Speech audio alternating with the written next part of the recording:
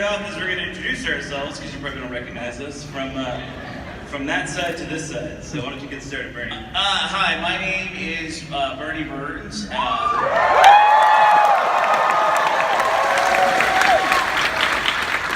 I played one of the Blue Grunts in Season 3, Episode 39.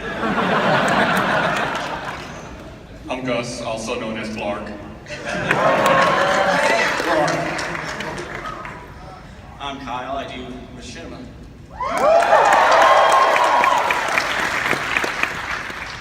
I'm Josh, I also do machinima.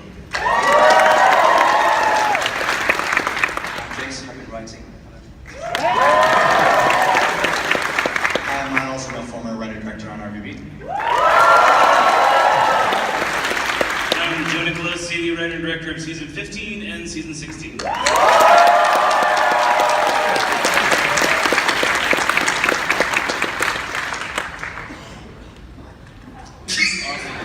That was a nice power move to take my pad.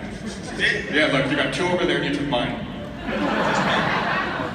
I've previously written on the pad here. It says, Jeremy, height confirmed. What the fuck is that? It's Mothman. Mothman. Yeah. Height confirmed. Well, thanks everybody for joining us here today for the Red versus Blue panel. We got a bunch of stuff to talk about. We don't have a whole lot to show, because as most of you probably know, we finished our season less than 2 weeks ago. It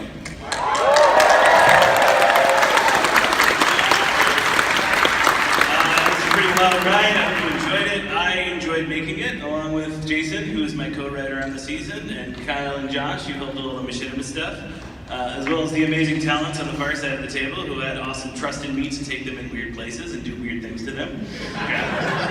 Hey Joe, do you know what the final count was of days for production for season 16? Oh, it was in the 130s, I think, yeah. 130, yeah. 6 months, almost exactly. It usually takes us about a month to make the first episode, and then every episode after that takes about a week. Yeah, that's about right. We burned through the entire lead that we've built up pretty quickly. Yeah, this first episode this year was a bit of a doozy because we had that title sequence, which I think was meant to be something that we kind of just like outsource and forget about, but it turned out to be like a big kind of like internal compositing burden on top of everything else. You had it on your screen like every day I came into the office. Yeah, it was a lot of work making that cool thing, but I really wanted like an awesome, it was sort of inspired by Halt and Catch Fire, which I think is just the coolest intro. And I wanted the Shizno Paradox, which is this 2-season arc, to have like an intro that gets you like pumped up. I think it does its job. So we're going to talk about a couple of things here today. I'm sure a lot of people who have seen this latest season are maybe curious about the ending, what it means. I can't believe we couldn't afford the same voice actor for Church. That was really fun. We're really skipping it these days, damn. Too soon, Miles, too soon. You know, we're probably not going to talk too much about it because we want to tell the story on the screen, but we are going to talk about a few things, I guess. All we are willing to reveal, I just got back from Canada, and if a little bit of it slips in, I'm really sorry. What we are going to reveal is that it's not... What does that mean? Like you're going to apologize in the middle of a sentence? No, it means I might say a boot or... Oh, dude, I swear to God, if you say a boot once on this panel, I'll never let you forget it. That's pretty mean. So what we can say about the ending of season 16 is that is definitely not Private Jimmy at the end, posing his Church and Church's body. It is a character from season 16 who is sort of along in a lot of the story and is now doing something else with our guys. What else can we talk about? The Machinima guys can talk about what we shot it in. It is definitely not the new Halo. We don't have that. Did everyone actually, did people think that was like, they got them, straight from E3, they got it? There were some comments on the live stream that were like, oh, it's, what's it called? Infinity? Yeah. Halo Infinity. It's not Infinity, Master Chief Collection 2, right? Halo 2 Anniversary. Yeah, I know what I'm talking about. The plan for the Shizno Paradox, season 16 and 17, was always meant to be 2 seasons. When I originally outlined it, it was a story that was looking to me like about 32 episodes long. So it made the most sense to kind of chop it right in half and do kind of 2 16-episode seasons, which isn't to say that next season is going to be that long. It's just sort of like how it's shaping out at the time where I was writing that original treatment. So if you're curious why this season has fewer episodes, that's sort of the reason why. It's just where the story sort of was naturally divided. And I also wanted to do much longer episodes this season, and they're not much longer, but they're also like a bit longer than any other season before. Especially average them all out. Especially the finale. Yeah, that was a bit of a doozy. We just get a quick round of applause for Joe for the finale. Yeah!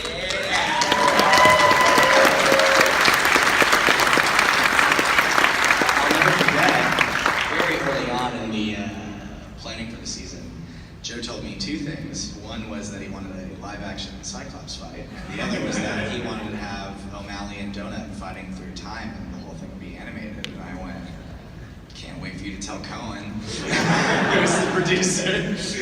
I was reading the episode 15 script and I was like, this is where the budget went. Yeah, sorry, Jason, I got all your animated scenes.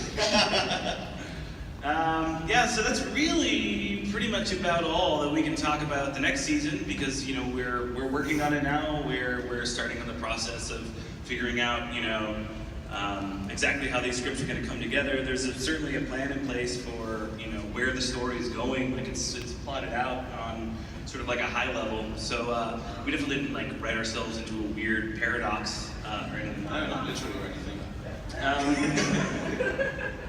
The other thing I'll say before I stop talking so much is when this season 16 started, it was a solo project. I was writing it alone. And then as I have more responsibilities around Rooster Teeth and other projects, it became clear that another writer would certainly be a huge help. And Cullen insisted we reach out to Jason, who I didn't really know much at the time. And we had a Skype call, and within 5 minutes we were talking about the same science fiction books and the same weird time travel comedies that we love. And it was like, oh no, we're gonna be friends, this is great. And working with Jason has been an absolute blast. I think he's brought a lot of joy and love to the season that I really appreciate. So, enough about talking and stuff. Jason, why don't you talk a little bit about working on RVB? I mean, you got brought on. How did you feel about it? No, it's wonderful. There's so much freedom with it. There's because you have obviously the trellis structure of all these seasons beforehand to grow on. I don't know. It's wonderful to have, because I've only ever worked on my own personal projects before, and to come to something with so much heritage, so much fame, so much love in it. It's working out like what do these characters deserve, and then not giving it to them. Working out the places it hasn't gone yet, which is like where we had a season that was time travel, because it's had so much history. And also working with Joe, because I love Joe. I would never say it to him, obviously. Should I go? It was really great. I think it was this time last year was the first time I actually really met and spoke with you. It was the last day of RTX. We were all packing up and ready to go, and you kind of flagged me down. I was a big fan of Starship Goldfish, which we shared at the Anim Fest Saturday Morning Cartoons last year. And by the way, it's totally on YouTube now. You should totally check it out. We got to talking, and around that time, we were looking to bring on some new writers for various things. And one of the things that we would typically kind of test people out on is Red vs. Blue PSAs and Camp scripts. So it's kind of make for really good spec scripts. Just to kind of make sure like a person can understand a character that isn't their own and can write for them and can kind of get the tone of something that's already established. And I'll remember the first time I was like, hey, just Skype me anytime if you have like character questions or things like that. I'm like, oh, absolutely, let's do it. This day I was like, okay, so we get on Skype. And like the fucking first words out of your mouth are like, I want to explore Cabooses' ego. And I was like, fuck, this dude's on another level than me. Yeah, it's been tremendously fun working with both of you. It's been great. Kyle and Josh, this season had a lot of interesting challenges from a machinima point of view. We had new halos, we had a lot of green screen, probably more green screen than ever before. Why don't you guys talk a little bit about some of the things we did this season that we haven't really done before? Let's see. Where do you start? I think the one thing that comes to mind was the big tracking shot that you wanted to do with the jacks through the film set. that was one of the first major challenges because we need to get the camera speed right, but we need to get 3 characters walking at the same speed, not running, but walking. And there needs to be people doing stuff in the background, and it was a whole big thing. Josh, what was the first challenge you I remember we sat down with Joe for a number of hours for the Gus episode, the Blarg episode, my bad.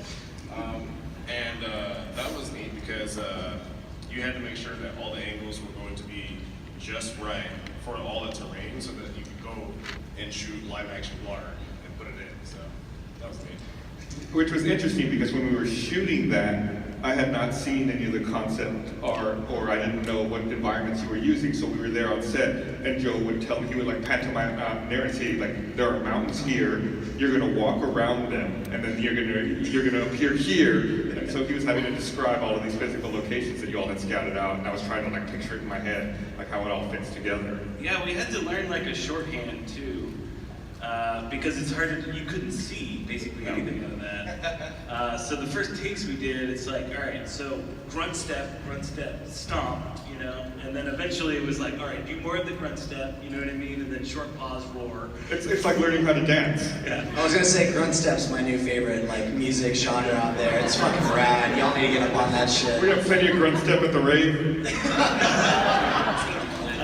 On the subject of Cyclopses, Gus, I talked at the Mega Panel yesterday about how we were recording Simmons lines, and after I kind of ambushed you and said, hey, you want to be in a thing? It was funny because we hadn't, I think no episodes had come out yet. I think it was our first recording session for this season of Red vs. Blue, and you said, hey, we have this idea, do you want to be a live action Cyclops this season? And I said, sure. And you said, great, I'm glad you agreed to it before I explain to you what that means.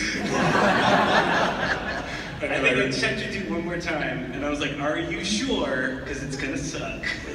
I think we have, Yeah. We have a little behind the scenes video that editorial put together. I meant that. You can leave the stream on for that, I think. Yeah, nothing. Don't worry about it, you're doing great. Okay, cool. Hit it. Hit the video. Play the video. Play that video.